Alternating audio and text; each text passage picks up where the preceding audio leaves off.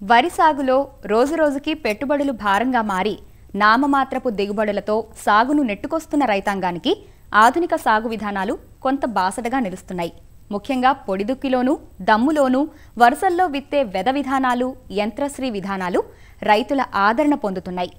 కూలీల కొరతను అధిగమించి సకాలంలో సాగుకు దోహదం చేసే వెద విధానాల ద్వారా ఎకరాకు 4,000 నుంచి 5,000 రూపాయల సాగు వ్యయం రైతుకు ఆదా అవుతోంది.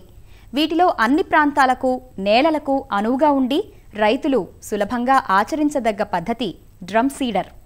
దమ్ము చేసి విత్తనాలను నేరుగా విత్తే ఈ విధానంలో కలుపు ప్రధాన సమస్యగా ఉంటుంది.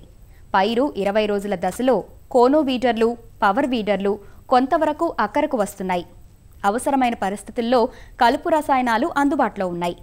దమ్ములో వెద సాగు విధానంలో కలుపు మందుల వాడకం గురించి వివరాలు తెలియజేస్తున్నారు ఆచార్య ఎన్జీ రంగా వ్యవసాయ విశ్వవిద్యాలయం నోడల్ ఆఫీసర్ మరియు కలుపు నిపుణులు డాక్టర్ అట్లూరి సుబ్రహ్మణ్యేశ్వరరావు.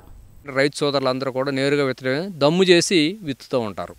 ఇక్కడ ఏంటంటే 3 దశల్లో మనం చేసుకోవచ్చు. ఒకటి ఏంటంటే మండి కట్టిన విత్తనాలు విత్తడం కానీ, డ్రమ్ సీడర్తో విత్తడం కానీ జరుగుతుంది.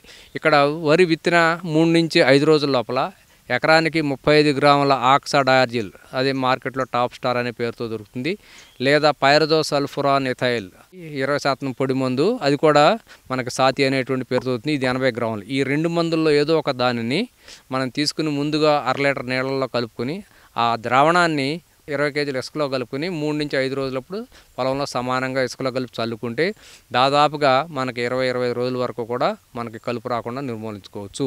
ఇక్కడ ఈ 2 మందులే జాగ్రత్తగా వాడుకోవాలి. ఏదైనా తేడా వస్తే కనుక మొలక దెబ్బ తినడానికి అవకాశం ఉంది. ఎందుకంటే వరి విత్తనాలు కూడా నేలపైనే ఉంటాయి కాబట్టి.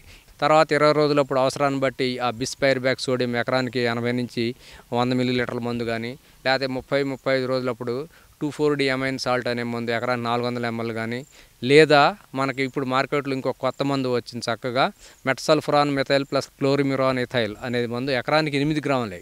ఈ 8 గ్రాముల మందుని ముందుగా 1/2 లీటర్ నీళ్ళల్లో కలుపుకొని ఆ ద్రావణాన్ని మళ్ళీ 200 లీటర్ నీళ్ళలో కలుపుకొని పిచికారీ చేసుకోవచ్చు. అలాగే ఇంకొకటి సన్ రైజ్ అనే మందు కూడా ఉంది. అది కూడా మనం ఎకరానికి 50 గ్రాముల చొప్పున ఈ 3 మందులు ఏదైనా చేసుకుంటే మనకు 30-35 రోజులప్పుడు వచ్చేటువంటి వెడల్పాటాకు మొక్కల్ని, తుంగజాతి మొక్కల్ని చాలా వరకు సమర్థవంతంగా నిర్మూలించుకోవడానికి అవకాశం ఉంది.